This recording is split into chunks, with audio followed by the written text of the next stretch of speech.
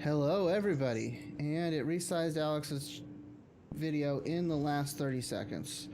But Of course it did. welcome to 2 Alex episode 11. As usual, we start off with technical issues.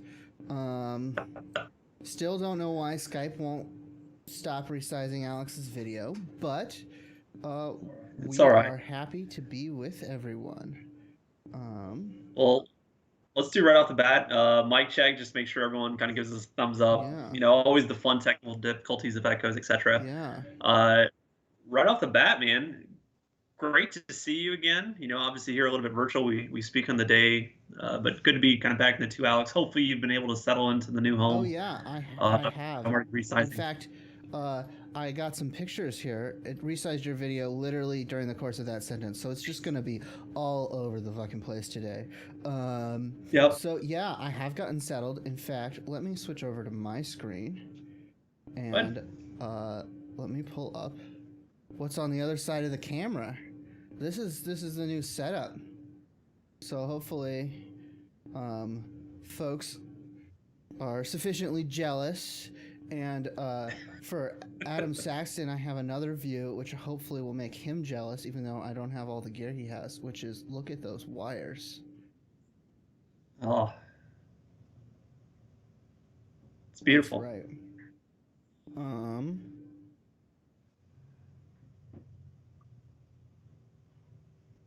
yeah. So, Choi, the chair is a steel case gesture. Um, and Microsoft was very generous in letting me use their corporate bulk discount to buy it. And so it was not as outrageous as it might be otherwise. Um, but yeah, that's the new setup. I still have some other things to do. Got to add some fancy RGB lights in a few places to make things. I want to have a colored background like Adam has, and so I'm gonna put a light on the floor to shine up on the wall. But just little things. See, I don't understand the color stuff. Like, I live here, I work here. I don't want it to be a disco nightclub. I just want to kind of move on with the day at the end of it.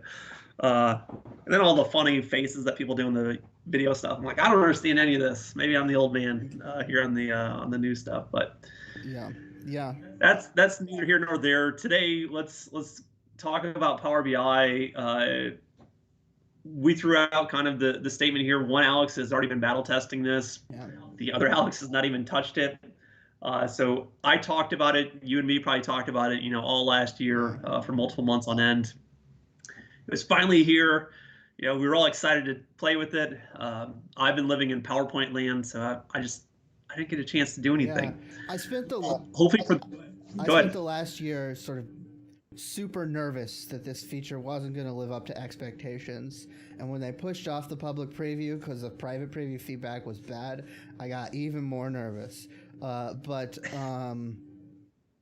it's great. I honestly, everything that I expected to do, uh, it does. There's Nice. a couple limitations. We'll talk about those, but literally, like, it's faster to list the limitations than it is to list what it's good for, which is really what we're hoping to hear. So then let's throw out the challenge then. So it's the pick your Alex, Alex P, Alex Powers. I've not touched it at all, so I'm coming in here with just like general wonderment and excitement. Uh, if you're more on the Alex D side here, kind of a Duport, but it's like, hey, I have battle tested this. I do have a couple of additional items or kind of helpers for those who have not done it yet. I think this is where it's a really interesting stream because like there's 20 years of blog history, all of these things that you can go and learn about with analysis services, either multidimensional or kind of into tabular. This is all uncharted territory. And I want to say from SQL BI, my favorite article that they've said is we'll be learning about this feature and functionality for the next decade. Yeah. So they're estimating like 10 years before we even know how to finally, use this in the most optimal ways. Yeah. Go ahead, Well, Alex. plus we have 10 years of blog posts saying that you can't do a whole bunch of the things that we're going to show today. And so many of your coworkers, of your managers are used to living with limitations that just don't exist anymore. And so I'm going to turn up my audio. And one last shout out here, So, if I can get it on the camera. Power BI tips. yeah, that's right. They Another were very fantastic merch. creative with their shirt design. So I got this shirt from them. It says #premium. Yeah, you guys should get some shirts. They've got some great designs. The shirt is incredibly comfortable. So, yeah. Well, let's jump right into it. So we'll go back to my screen, and the first thing that we're gonna do is, as usual, fix Alex's camera. So let's see, where did his video even go? Oh, it's there. You just have to Squint. I think I see a little. Yeah, it's. I don't even think it's coming in. I don't think that's coming back. So you guys will just have to live imagining Alex with his face of wonderment and awe. So this is a blank Power BI, and we're just going to connect to a Power BI data set. So hold on. This is me asking like naive questions just because I don't know anything. We're connecting to a data set that's already been published. Somebody's already built it. Is that a best practice? Or yeah, like, should I have a model that I've built and I'm now going to connect that to an existing data set? Like, I don't know these things. I would say generally, what we're looking to do is augment an existing data set, not make something of your own and bring in the one thing that's too hard. That's a possible workflow, but that was already something that we had solutions for. And this idea that we've got a nicely baked cube and we're just going to bring in that one Excel table to help flesh out a requirement that the cube team is like, we don't really have. Well, you'll get that in 6 months. This is really kind of helping with the shared data sets that exist today. Yeah. Like, hey, if you have that practice built in, you're connecting out to the semantic model. This is a great way to be like, connect first and then start enriching. Yeah. Right. I think that's the right approach, is to start with what's already available and then add what you need, as opposed to try to envision everything that you need and then bring in what's already available. And I'll raise my volume one more time here. Hopefully that's better. So, which is not to say that you can't work the other way. It's just harder because you need to keep more things in your head. You need to know what you're going to bring in. So right now it's preview features that we're kind of looking at. Yeah, that's right. I don't know why I closed that without speaking to it. You have to turn it on in the preview features. It's easy because it's the only one that's 2 lines. And for months we've been calling it Composite Models. And it is Composite Models. I'm going to call it Composite Models. I'm with Marco and everyone else. I mean, it's a... So we never had direct query for Power BI. So that's the new capability. Sort of. But we already had Live Connect, and functionally direct query and Live Connect are pretty similar. And so the ability to mix is what we're excited about. But the way they designed the ability to mix was to make Live Connect pretend to be direct query, just like all the other direct queries. So that's why they called it that. I don't know. It makes sense, the technical. Naming consistency is never our strong suit. Yeah, well, I mean, at least we don't have service manager, system manager, data brew. But yes, we're not the worst namers in town, but we're not the best. So yeah, direct query for Power BI datasets, and it actually is different from Live Connect, as we'll see in a second. So we're going to connect to a data set. We've got a nice little demo data set here, 2 of them. And so we're going to start with this data set that I made for the Spencer's Power BI week workout Wednesday challenges. And so I've connected into this model, and you can see that we've got the data just like before. It says connected live. And everything is the same. Alex D, before we kind of start bringing things together, I am always cautious with preview items. I remember like in the past, it was like aggregate tables and some others. Like you could do them in the desktop, but you couldn't actually publish to the service because they weren't compatible as of yet. Yeah. And I'm seeing in threads where people are building their projects around this composite model functionality as well. Where they're like, hey, we want to go to market, we want to use this thing. And it's like we're 2 or 3 weeks out of the gate here with just a general public preview of a thing we've never ever done in your history.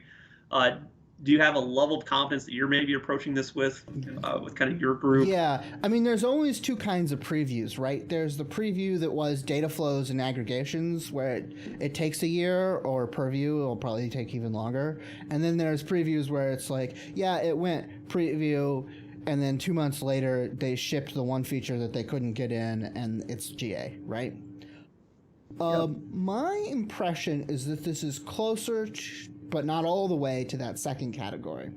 That it's mostly feature complete, and the things that they want to add, like RLS for local models, like are really nice to haves. And from a performance perspective, I can't, like, it works well enough. I can't see them doing a major redesign. So, yeah. A little bit of caution, though. Yeah, definitely a little bit of caution. One nice thing about this feature is that you don't have to use it in your central model. It's something that lives out at the periphery, and so if something breaks, you're not like screwing a whole bunch of people, unless you're using chaining as part of it. And there could be an argument for doing that sometimes, but in general, I think chaining is something to be avoided. So great Chris stuff. Wagner is throwing out the danger flag. Chris, was that about having when chaining might be a good idea? Yeah, we'll talk about that. So we haven't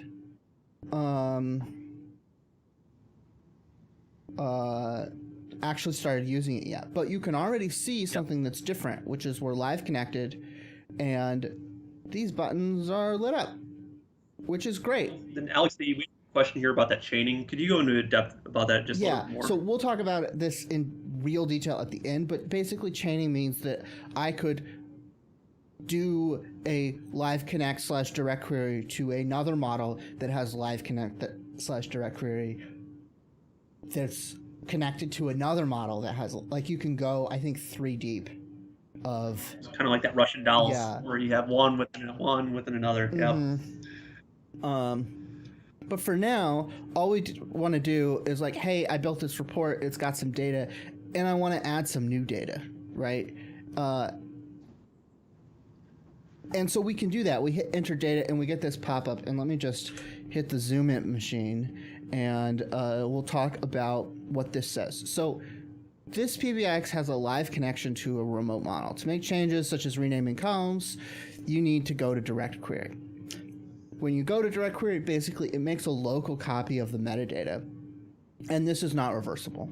As with most storage mode changes, it's not reversible. So hold on. Query's bad. I'm told direct query bad all the time. Yeah, but it's bad because you didn't spend all the money to make your SQL server super fast. And you can't afford to hire Brent Ozar to come fix it when it starts getting slow. And the reason Live Connect is good and direct query is bad is that because analysis services is designed to give you fast queries, and it's harder. Very easy still to make slow, but it has a little bit more training wheels than trying to do interactive query loads on SQL directly. Yep. So, when we're let's press add a local model. let's do it. So when we add the local model, unfortunately, we are going to lose a little bit of metadata fidelity. But we'll talk about that in a second. For now, we're just going to, blow everybody's mind and say we're going to do dimension and key and 1, 2, 3, 4 and label 1, label 2, label 3, right? The most insightful sample data set ever created.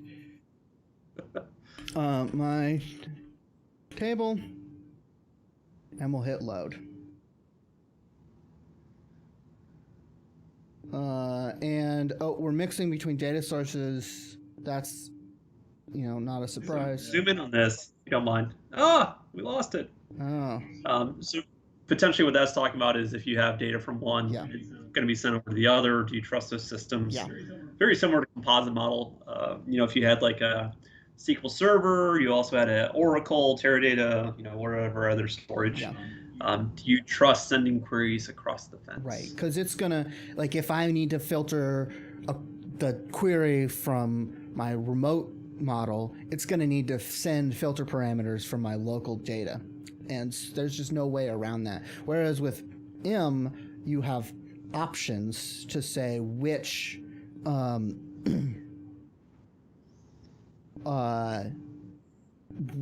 how strict you want it to be about data isolation. Here it says if you want it to work, you need to pass the data.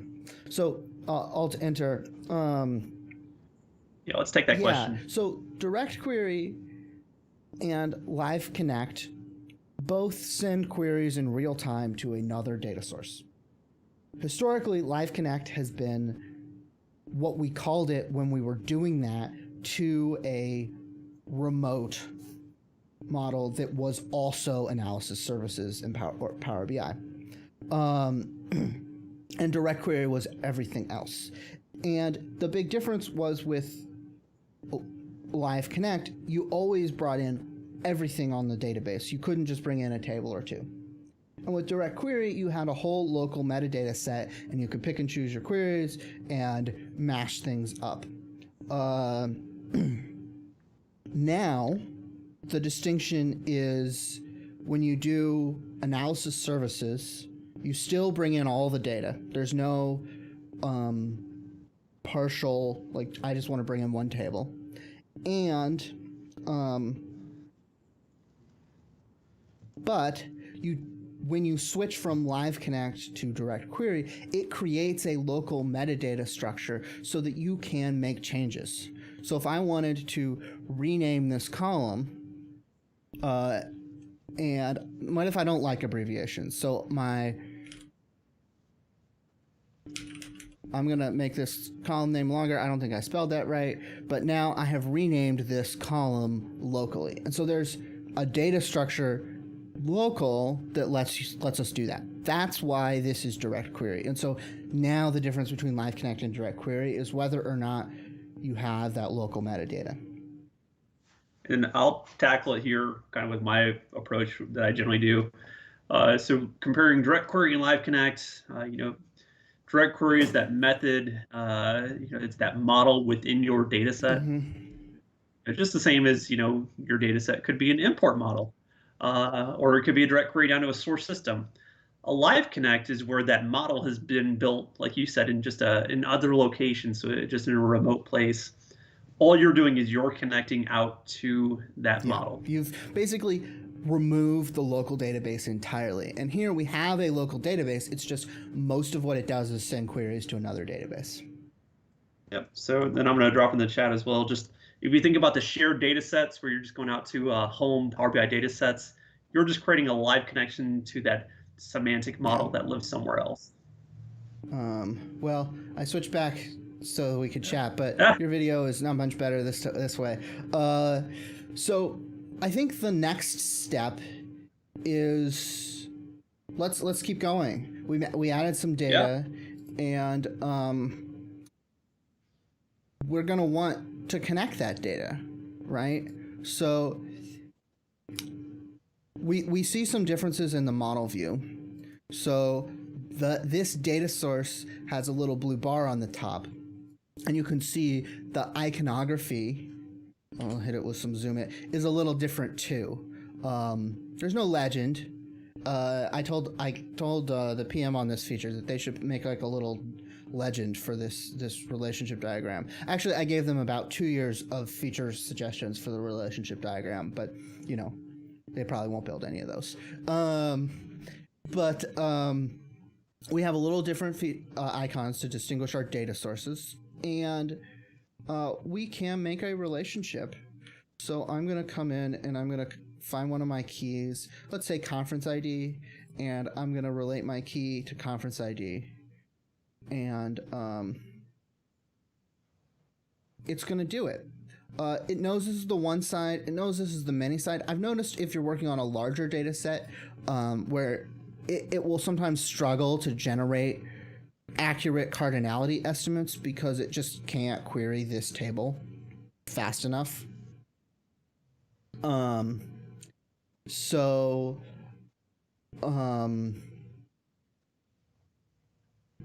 here it got it right. It's doing one-to-many and single. But one thing to note, I don't know if you guys remember, but when composite models first came out, they said that every relationship between a local and a remote table had to be many-to-many. They walked that back, but there's still something many-to-many like in this relationship, which I think we'll see here in a second. So I'm going to make a visual now. We've got conference, and we've got our total revenue here, right? And if I bring in my local data, I can bring in my dimension, and it filters, but you see we didn't get blank expansion. We only see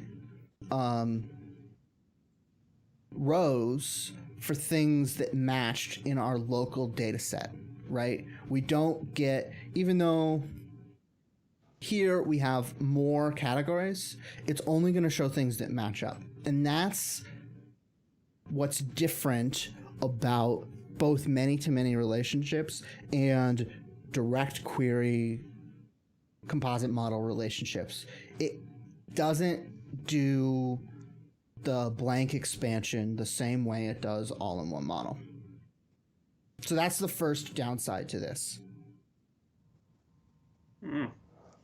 It's still good, but as a local developer, you can get unexpected results if you just don't make your sort of local tables, complete enough. And as a central developer, that means that it's even more important to make sure you have referential integrity in your tables. So that means if you have unknown labels, you need to explicitly give them a key and explicitly label them as unknown, as opposed to letting Power BI do the blank thing. That's always been best practice, but the reasons for it have always been sort of slight, and now this is another clear reason. Yeah, I guess there's not really a thing as a local and central developer, but now that we have this concept, I can develop this model further, and I don't necessarily own the other model. So that's why I was making that distinction. I don't think in practice you're going to have those be formal roles, but yeah. Yeah, I mean, what I see is enterprise data modeler, maybe kind of a position that exists within IT. Yeah. It's likely in a large organization, but in a small organization especially, you'll probably have one guy that builds the sales model and one guy that builds the inventory model, and then they'll each live connect to each other's models to bring in the little bit of information that they want, right? All right. Power BI guys and girls, man. Yeah. We've got such great talent everywhere. Yeah. So I've got more questions here then. So this one we connected out to the Power BI data set first then, is that right? So we did the live connect. Yeah, that's right. And now we've enriched it here with a little bit of local data, and we publish this. So in my mind, we now have just, quote unquote, two models, two data sets. So let's start talking a little bit about some downsides. The first thing you'll notice is this measure has a whole bunch of decimal points.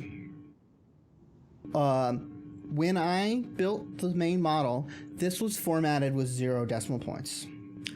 When you convert from Live Connect to Direct Query, there is a little bit of metadata loss right now. For example, measure formattings are not preserved.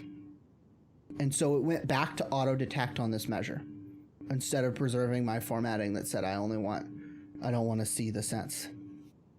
And that's probably all right, because that's something that they'll fix, right? I suspect that's something that they're going to fix. That is a part of the preview period, the right? XMLA or the tabular model definition, and it's relatively easy for them to fix. Whereas some of the relationship diagram stuff, it's not included in the main metadata package, and I think that's probably a little trickier.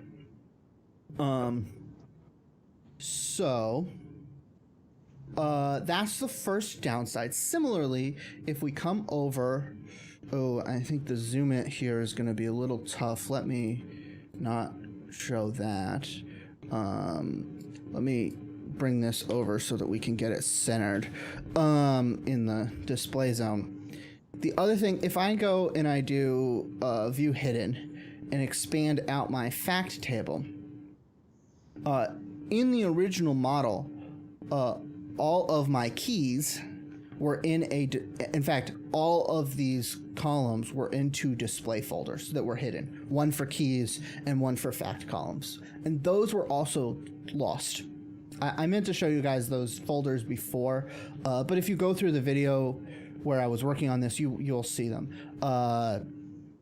And so when you connect, you have a bit of a disorganization challenge. And when you're connecting to a really big model, that can be a bit of a downside. But yeah, that is really most of the downsides. There's some limitations when you're connecting to large models. The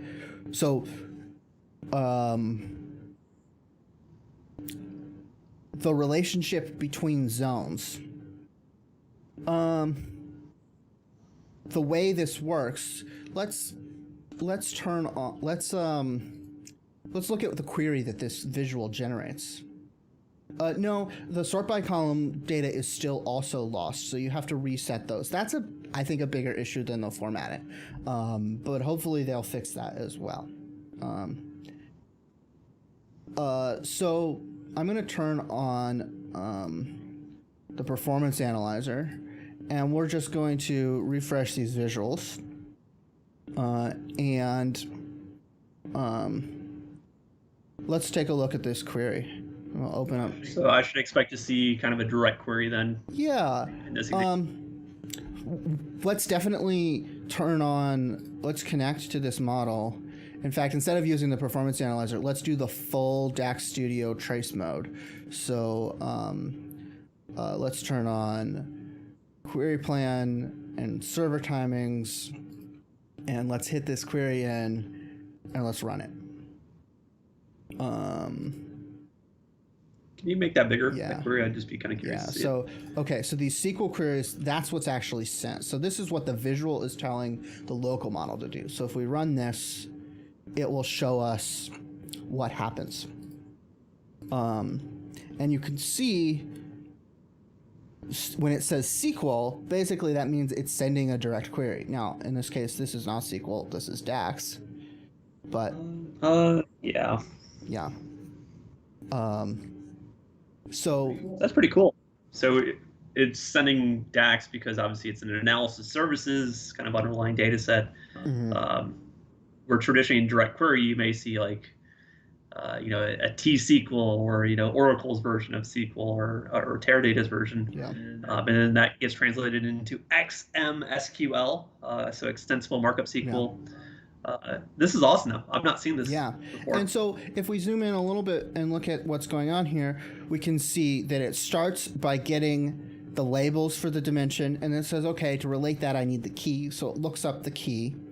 And then it writes a query, which includes the values from my key. And it passes those key values as text in the query. And so when it does that, there's some reasonable limitation on the number of values that it can pass. And this is true for all composite models. The limitation is, I think, 1 million values. So it's not a relationship cardinality of 1 million. Anytime a query generates a filter that needs to pass 1 million values. I mean, that's a traditional direct query limit too, right? Exactly. Like 1 million return values. So nothing new, right? It's just the boundaries that we are living in still. Yeah, but like for example, my org, we have more than 1 million customer accounts, and in our data set. And so if someone wanted to bring in like some new customer labels, that's gonna be really pertinent for them. Oh yeah. They can't do that. So let's look at what gets sent to the server in a little bit more detail. We have a defined table, and that's not new. When we look at calculated columns, that'll be a little bit new. But basically, it just takes the values from the relationship, puts it in. It uses treat as to turn them into the column.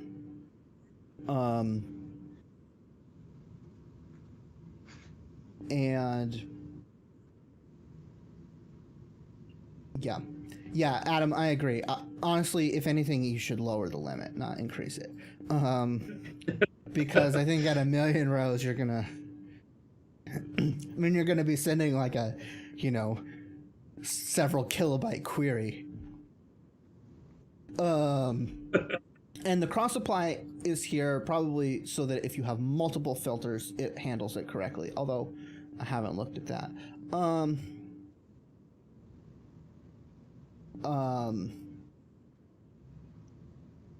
So yeah, I have not actually watched Marco and Alberto's video yet. I keep meaning to. I'm about halfway through it thus far. It's really cool to see their mindset. Yeah. Just kind of go to this unplugged series. I've started watching it 4 or 5 times, but things keep coming up.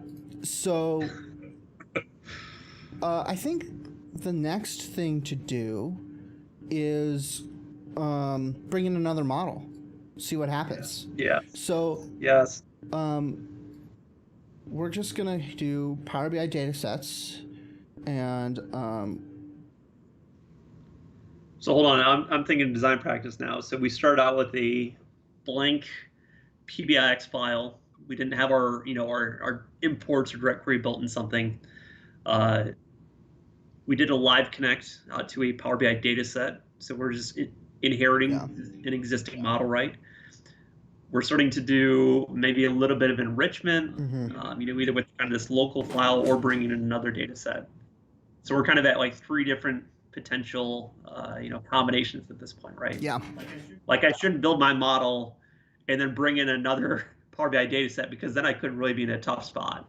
Yeah, especially if there's lots of overlap, because as we're going to see in a second, organizing what model is what is easy in some places and hard in other places. So let's bring in this model, and hopefully you named your table date and not calendar. For the why? Well, for the demo I want to do, that will make it better, but we shall see. So we have our extra model. It's done. No, it's not done. It just hid the box. So let's take a look at what we have in our relationship diagram. That's really nice and clear, isn't it? Do you like my readable table names and columns? Oh, yeah. Hey, it's almost like you read my tweet thread about how to design a clear model. Yeah, that's great. And then I'll give a quick disclaimer or shout out here. I have a Power Query function that splits your column headers, removes the capital yelling at people for uppercase, removes any underscores. So if anyone is thinking about your end users, kind of the UX experience, you can have a function that can apply it to all of your tables. Essentially, you have to do it obviously one by one, but it can also query fold too. Yeah. So when we think about just all of these things, it's not as hard as you may think. Yeah, so one question in the chat is, can we put them on separate tabs? Not by default, but just like before. Interesting, the field list is blank here. That seems like if I search... Interesting. That's a bug. So if Alex is the link machine, can Adam be our bug machine and go ahead and create a bug report for us in real time? You know, just put the ICM in the chat, Adam, when you get that created. Yeah, we can ideas.powerbi.com. That's the greatest dunk on someone. It's a little... I mean, putting that in is a bit of a dunk on people, but it's also perhaps a little indicative of the state of ideas at PowerBI.com that it's become a little bit of a dunk. So yeah, I brought in that fact table, and then if I bring in my orders table and do add related, so we can build out our models this way, but this field list doesn't make it easy to tell what's what. And in fact, that's why I was hoping you had named your date table the same as mine. It'll just rename one of the tables with a to suffix. Yeah, I was seeing that too as well. Yeah, and in this view, it's not so bad because the tables are nicely color-coded, and when you mouse over them, it tells you what the data source is. So hold up. Let's break something. Yeah. So if I rename my table to date, is that what you'd like? Yeah. So now that we have our local scheme, yeah, if you want to go rename it date space dim in parentheses, and we can go ahead and do that. Date space dim. Is that what you want? Yeah. While you do that, I'll talk a little bit about capitalization, capital D. Yeah. Do we like this may or may not break? Yeah, I want to find out what happens if you rename it after the fact. It probably will work just fine because there's already a metadata record associated with this table, and there's probably some GUID magic going on underneath. So when you rename it, it'll just remap, and it'll still be called calendar my local model. That's my guess. All right. Well, we're going to learn together. Yeah. Then. So it's easy to tell the models apart right here, and when you mouse over, it's not horrible. It's not great, but it's not horrible. Oh, what is Adam's pro tip here in the chat? Oh, interesting. Using Trias. I had not encountered that. We will definitely talk about that. That's something we're going to. But before we do, what I wanted to say next is when you're in this view, the mouse over does include the source. Okay, I feel like that wasn't there the first time I tried this. But it's become even harder to tell the models apart because I have to mouse over them to see it. There's no color coding to help me out. That's fine for something like this where there's zero overlap between our models. But say you've got a sales model and a finance model, and they share, or an orders model, and you bring them all in and they share 5 or 6 tables. So I just made a change to my date table. Let's see what happens if we refresh.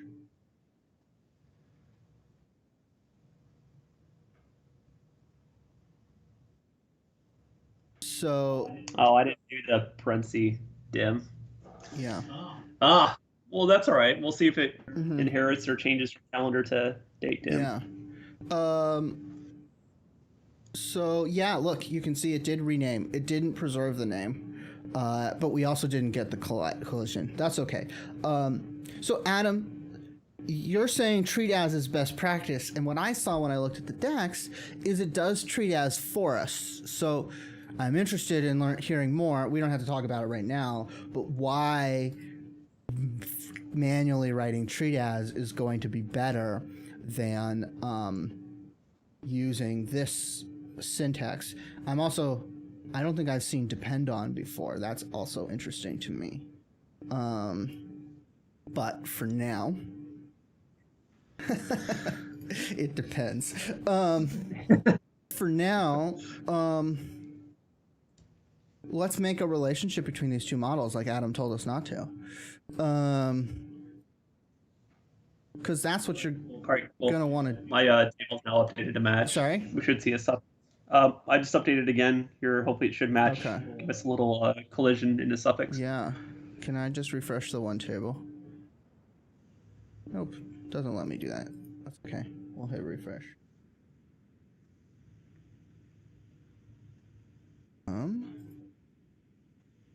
Yeah, so see, it automatically renamed it to 2. So it doesn't break, but it's a little iffy. Okay, so let's make... Well, I'd be curious, would it update any DAX measures, etc., that would reference kind of calendar? It should auto-update. It's good about doing that already. Good. So I'm going to make a relationship just between date and date. And this is what I mean about the cardinality. Oh, no, it built a preview. Okay, so we've got 1-to-1, bidirectional, great. I mean, you know, maybe not great, but for what we're going to do, this is great.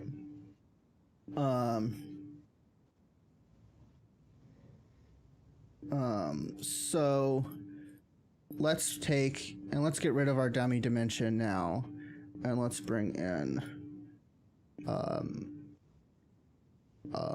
quarter. Don't summarize, and year. Make this a nice matrix.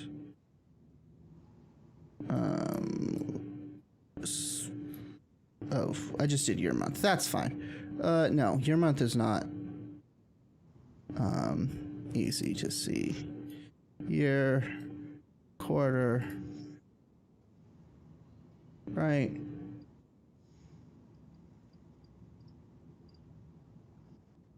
Just have so many questions. Yeah. Keep going though. Yeah, this is a really good discussion on the DAX. I think we've got enough to get through that we'll do that another time. But maybe there'll be a guy in a cube video that Patrick can do that gets really into the weeds. He's been itching to get into the weeds, I can tell. Yep. So I guess this data is yearly, so we're not going to have quarterly data. And so now I can bring in some order details, and we can see how bicycle sales correlate to football revenues. Because why wouldn't they, right? And it looks like, yeah. So the date ranges of our data don't overlap. That's a little disappointing. It's all right though. Still shoot. Hold on.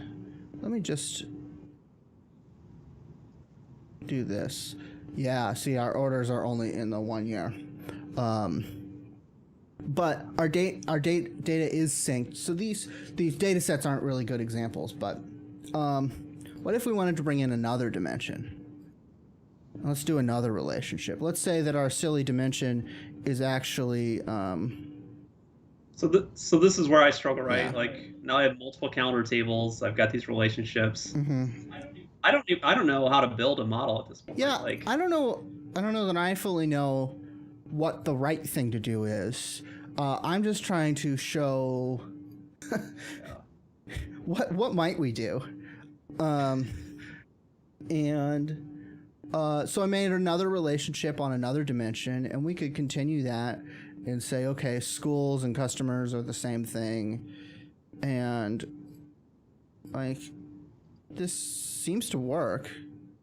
the queries are probably going to be horrible. Yeah. But yeah, I think Adam's right. This is absolutely not good practice what I just did. But now if I say filter by school, So yeah, I'm still just looking at yours, Adam's comments, everyone coming back. yeah, Like I'm almost in the mindset like I'm gonna have a model that's just my fact table. yeah, And maybe a few other items, and I'm gonna have another model that is maybe other fact tables, and I'm gonna have a third model that is my local calendar table. So if we go back to your diagram yeah. view, so like that sample table that you brought in with kind of label 1, 2, and then kind of our relationships, like should that be local as a calendar table so it could then bridge across these other remote models to the fact tables? I don't know. Yeah. And maybe Adam's over here telling us that's even a bad practice. Don't go down that route. Yeah. So definitely there's advantages to having things in the same model.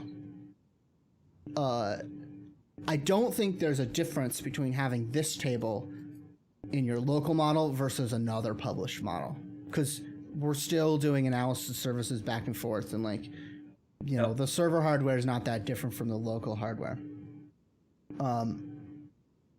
Yeah. So yeah, it's tough for me because I think of a data flow, I think of a unique GUID that is generated. Yeah. Will this model view eventually be intelligent enough to say this table is found in both of these models, and I won't show you them twice. I will just intelligently be able to determine, hey, this is the exact same dimension, and then figure it out from there. Yeah. Because these multiple tables, this bridging, this treat as, my mind is just racing. Yeah. Go ahead. I think that would be a fantastic ideas.powerbi.com. But really, like a more concise way to say that would be dual mode tables, auto detecting dual mode tables. So if I have a table that has the same thing, the same data in it, some way for Power BI to say, oh, these two tables are the same, can it automatically know that it can generate queries from those tables from any model that has it? That would be really great. And yeah, data flows could be an awesome way to do that. Yeah. And data flows are new, right? Like in the relative time span of analysis services. So it's just a completely different way to think about it. Yeah. That would be great. It might even get us to go back to using data flows.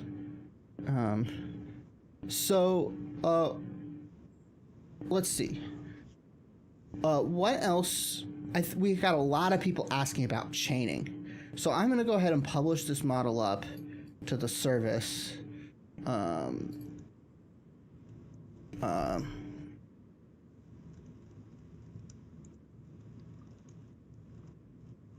we can do some chaining. And by the way, this workspace is not in premium or premium per user. It's just a pro workspace.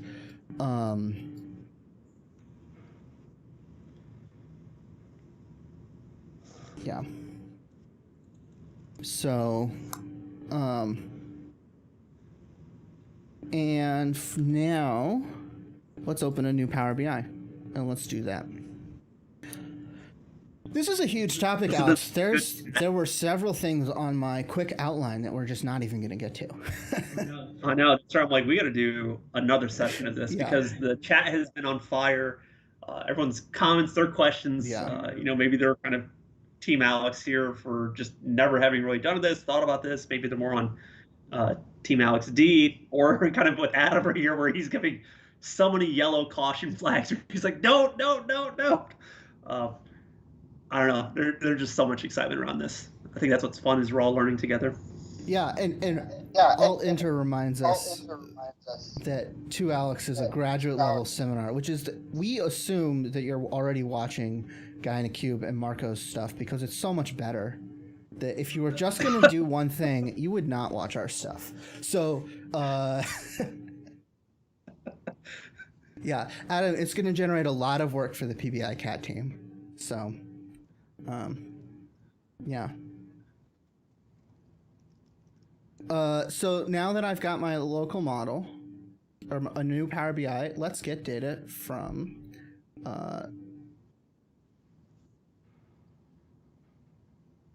this model.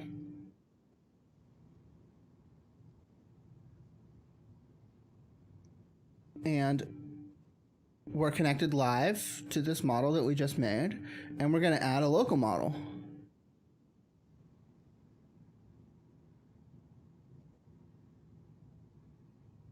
And let's enter some data. 1 and 2, and 1 and 2. This is an even more insightful enhancement than our previous enhancement.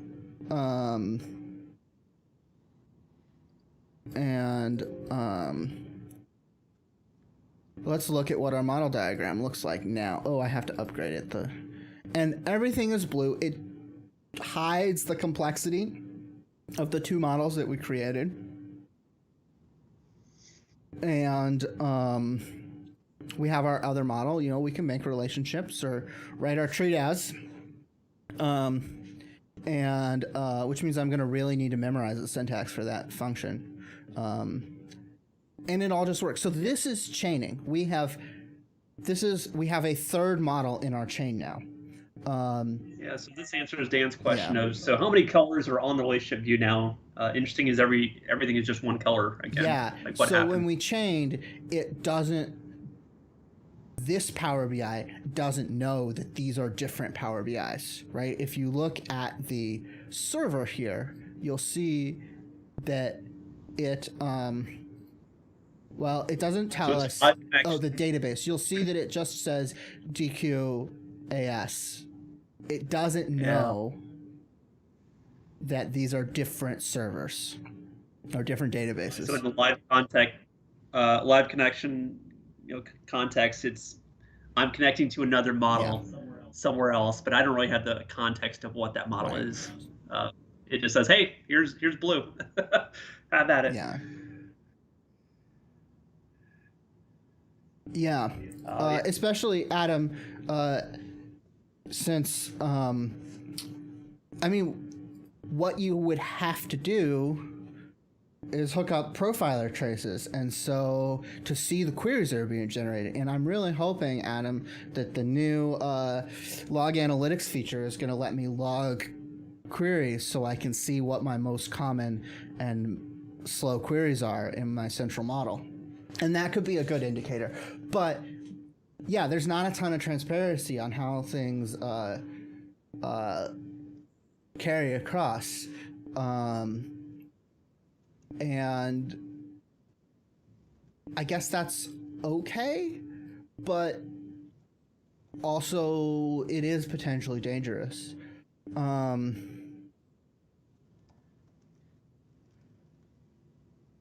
Yeah. So what other questions should we talk about? We've got about 5 minutes left, and I have a pretty hard stop here today. Yep. No, we'll do until kind of that at 45, just to kind of round out the full. Can we go into just tabular editor? Yeah. If you find out some of this, I'd be kind of curious. Yeah. So I'm starting up a whole nother episode here, which is Tabular Editor 3, closed public preview, which is, it's not NDA, but you can't get it. Someday when we've played with this a little more, we will be able to do that. So I've connected to my local model.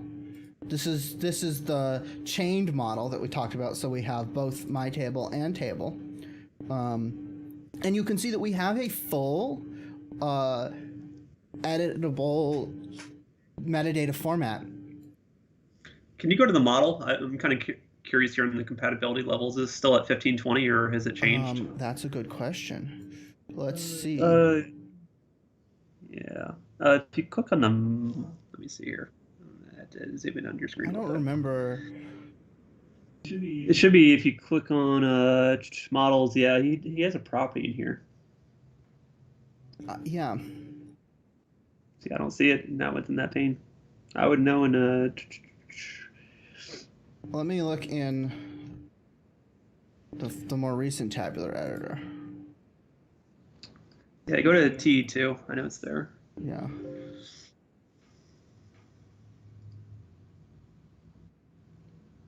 It's not here.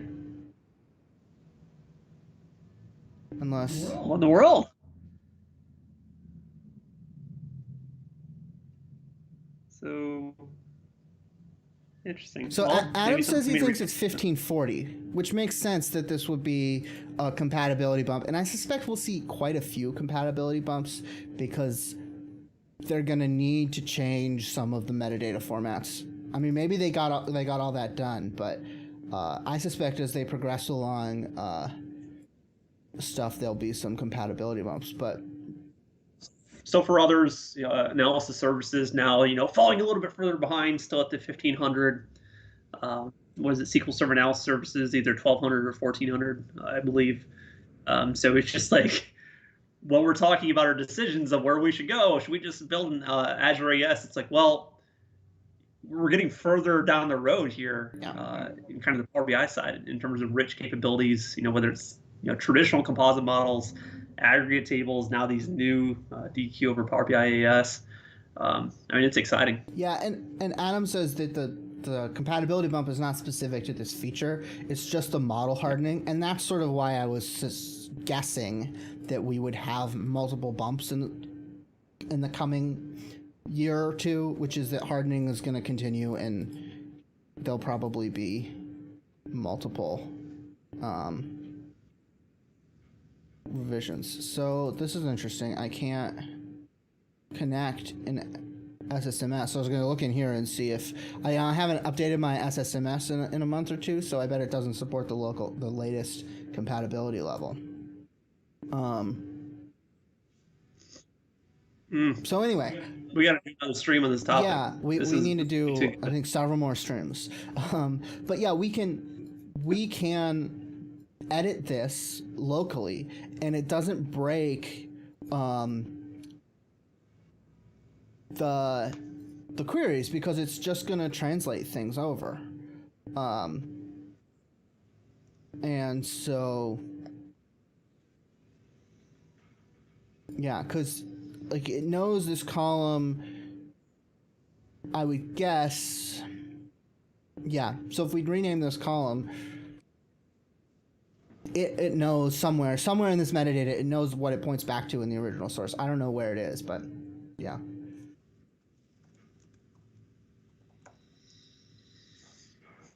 Yeah. Well, we're down kind of the final 2 minutes here. Yeah. Just my initial thoughts, having never really seen it, kind of play with it just as of yet. Really awesome to just pick the brains of people who have started playing with it. I have so much more interest and curiosity, even leaving here with the things that I learned. It's like, well, what is the other thing I need to learn? Through SQL BI, I think if we all focus our time and attention on them, hopefully they'll solve it for us. But yeah.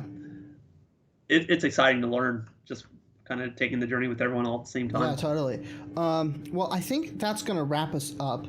Before we wrap up, I wanted to just flex on Adam, because even though he's got the world's nicest desk setup, he doesn't have this.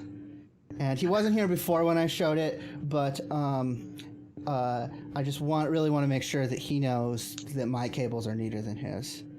I put holes in the wall to make sure. Well, thank you again, everyone. We'll kind of get the streams back on here just on a regular cadence, whether that be just kind of bi-monthly or, if it is more some impromptu, either kind of his unplugged sessions that Alex has been doing with the WoW. Just a lot of cool stuff to kind of dig into here with the new year. Yeah. There will be another WoW video in the channel soon-ish. This week, the challenge was all stuff that I sort of did last week. I didn't really talk about it much. I just sort of did it at the end, but I didn't think it was worth doing a whole video, just sort of redoing it. So we are going to, or I'm going to do another video here, probably with next week's challenge. Plus, I spent a lot of this time just being upset about MS Pack, but you know, yeah, we don't need to get into that too much. So, with that, thanks for watching, everybody. And Adam, you're right. I don't know how to make OBS work, so maybe I should pay for the fancy software that you use. Maybe it won't resize my friend's video every few seconds. There we go. Back in the stream. Yeah. Well. Oh, all right. Thank you, everyone. Enjoy your weekend. As always, just feel free to reach out to either Alex or myself or on Twitter. I just love having fun here, kind of through these streams. Thank you.